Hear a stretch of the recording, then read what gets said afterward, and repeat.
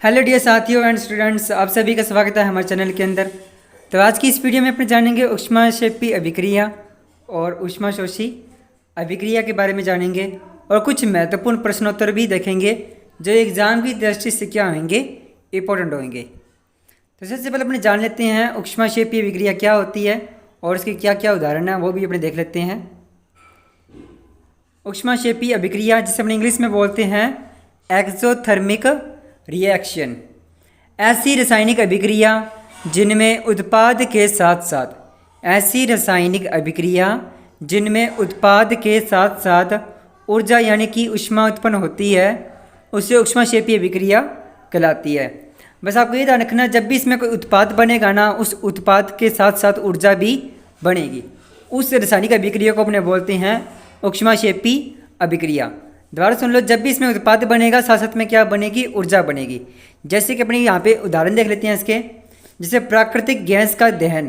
प्राकृतिक गैस का मतलब होता है CH4, जिसे अपने बोलते हैं मेथेन बोलते हैं। ठीक है, अब आप यहाँ देख सकते हो अच्छे से कि देखो, जब भी अब CH4 ऑक्सीजन के साथ अभिक्रिया करती है तब क्या बनता है, कार्बन डाइऑक्साइड गैस बनती है, साथ में क्या बनता है, जल बनता है, और साथ में यहाँ पे देखो क्या बन रही है, ऊर्जा भी बन रही है। ठीक है, इसी प्रकार से अपने एक और देखते हैं कोयले का दहन। इसमें भी क्या हो रहा है, देखो कार्बन जब ऑक्सीजन के साथ अभिक्रिया करता है तब कार्बन डाइऑक्साइड गैस बनती है, साथ में क्या बनती है, ऊर्जा भी बन रही है। देखो उत्पाद के साथ क्या बन रही है, यहाँ पे ऊर्जा भी बन रही है। इसी प्रकार से अपने एक और एग्जाम्पल देख लेते हैं, मैग्नीशियम का दहन। कौन सा दिया गया है, मैग्नीशियम का दहन। जब भी मैग्नीशियम ऑक्सीजन के साथ अभिक्रिया करता है तब क्या बनता है, मैग्नीशियम ऑक्साइड बनता है, साथ में क्या बनती है, ऊर्जा भी बनती है।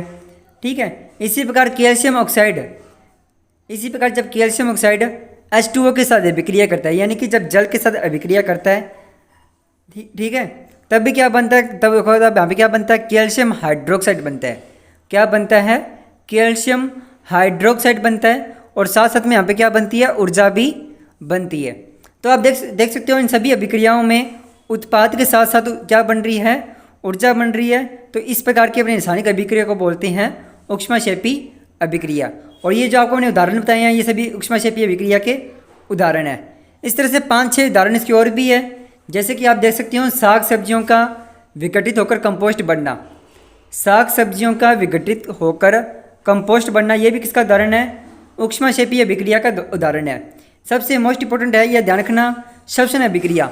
श्वसन अभिक्रिया भी क्या है, ऊष्माक्षेपी अभिक्रिया का एक उदाहरण है।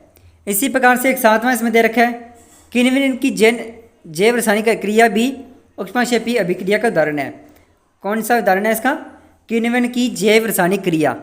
किण्वन की जैव रासायनिक क्रिया भी क्या है, ऊष्माक्षेपी अभिक्रिया का उदाहरण है। तो इस प्रकार से आपने समझ लिया होगा ऊष्माक्षेपी अभिक्रिया क्या होती है और उसके कौन कौन से उदाहरण है। अब अपने जानते हैं ऊष्माशोषी अभिक्रिया कौन सी होती है। ऊष्माशोषी अभिक्रिया कौन सी होती है, तो देख लेते हैं इसमें क्या लिखा हुआ है, ऊष्माशोषी अभिक्रिया। इसे अपने इंग्लिश में क्या बोलते हैं, एंडोथर्मिक रिएक्शन बोलते हैं। क्या बोलते हैं, एंडोथर्मिक रिएक्शन। इसकी परिभाषा इस प्रकार से है कि जिन रासायनिक अभिक्रियाओं में ऊष्मा यानी ऊर्जा का अवशोषण होता है, जिन रासायनिक अभिक्रियाओं में ऊष्मा यानी कि ऊर्जा का अवशोषण होता है उसे ऊष्माशोषी अभिक्रिया कहते हैं। इसके उदाहरण है, जैसे कि आप देख सकते हो, जब सिल्वर ब्रोमाइड को क्या मिलता है, सूर्य का प्रकाश मिलता है, तभी क्या होता है, विघटित हो जाता है सिल्वर और ब्रोमाइड के अंदर। आप यहाँ पे देख सकते हो कि जैसे यहाँ पे सिल्वर ब्रोमाइड को तोड़ने के लिए किसकी जरूरत पड़ी है, अपने को सूर्य के प्रकाश की जरूरत पड़ी है। यानी कि सूर्य के प्रकाश से हमें अपने कौन सी ऊर्जा मिलती है, दोबारा सुनो एक बार, आप ये ध्यान रखना, सूर्य के प्रकाश से अपने को हमेशा कौन सी ऊर्जा मिलती है, सूर्य के प्रकाश से अपने को मिलती है सौर ऊर्जा मिलती है। क्या मिलती है, सौर ऊर्जा मिलती है। अब AgFBr क्या कर रहा है, इस सौर ऊर्जा को ग्रहण कर रहा है। क्या कर रहा है, सौर ऊर्जा को ग्रहण कर रहा है, तब भी यहाँ पे ये रिएक्शन हो पा रही है। अगर इस AgBr को यानी कि सिल्वर ब्रोमाइड को सूर्य का प्रकाश न मिले यानी कि सौर ऊर्जा न मिले तो ये उत्पाद नहीं बनेंगे। ठीक है, अगर इसको सौर ऊर्जा मिल जाती है, तभी ये उत्पाद बनेंगे, उससे पहले ये उत्पाद नहीं बनेंगे। ठीक है, इसी प्रकार से आप यहाँ पे देख सकते हो फेरस सल्फेट। जब फेरस सल्फेट को क्या करते हैं, अपने गर्म करते हैं। गर्म करने का मतलब है उससे अपनी क्या करते हैं, ऊर्जा प्रदान करते हैं। जैसी ऊर्जा प्रदान करेंगे तब ये फेरस सल्फेट क्या होता है, अपने को ये प्रकार ये उत्पाद देता है अपने को, यानी कि ferric oxide, sulphur dioxide, sulphur trioxide अपने को उत्पाद देता है। ठीक है, जब अपने फेरस सल्फेट को गर्म करते हैं उससे पहले ये कभी भी अपने को उत्पाद नहीं देगा। ठीक है, ध्यान रखना। इसी प्रकार से जब अपने क्या करते हैं, जल को जब अपने विद्युत ऊर्जा देते हैं तब भी क्या बनता है, हाइड्रोजन गैस और ऑक्सीजन गैस का निर्माण होता है। उससे पहले इस गैस का निर्माण कभी भी नहीं होगा।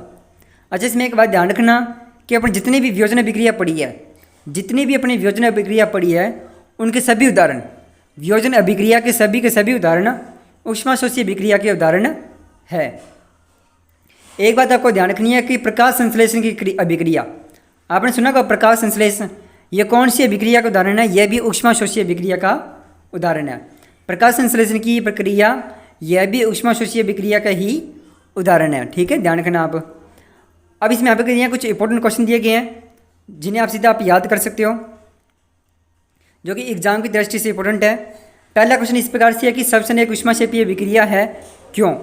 तो आपको यहाँ पे जितना भी कुछ लिखा गया है वो आपको अच्छे से याद करना पड़ेगा कि यहाँ पे इसमें आपको सारा कारण बताया गया है। अगर आप इतना चीज़ लिख के आते तो आपको एग्जाम में पूरे में से पूरे नंबर मिलेंगे। ठीक है, ये क्वेश्चन इंपॉर्टेंट है, ध्यान रखना। इसी प्रकार से एक और क्वेश्चन आ जाता है। अच्छा देखो, इससे पहले क्वेश्चन के दो आंसर है। आप चाहो तो ये वाला आंसर भी याद कर सकते हो। अगर आपको ये समझ में नहीं आता तो आप ये वाला आंसर भी याद कर सकते हो, जो कि बहुत ज़्यादा छोटा आंसर है। ठीक है, आप इन दोनों में से कोई भी प्रश्न याद कर लेना। ठीक है, या कोई भी उत्तर याद कर लेना। अब से अपने सेकंड क्वेश्चन देखते हैं कि पादपों में होने वाली प्रकाश संश्लेषण की प्रक्रिया, पादपों में होने वाली प्रकाश संश्लेषण की प्रक्रिया एक ऊष्माशोषी अभिक्रिया होती है, कैसे। अब आपको बताना है कि ऊष्माशोषी अभिक्रिया होती है, क्यों होती है, कैसे होती है। तो इसका आपको आंसर यहाँ पे दिया गया है, आप यहाँ पे इसको पढ़ सकते हैं इसका आंसर। ठीक है, चाहो तो आप इसका स्क्रीनशॉट भी ले सकते हो।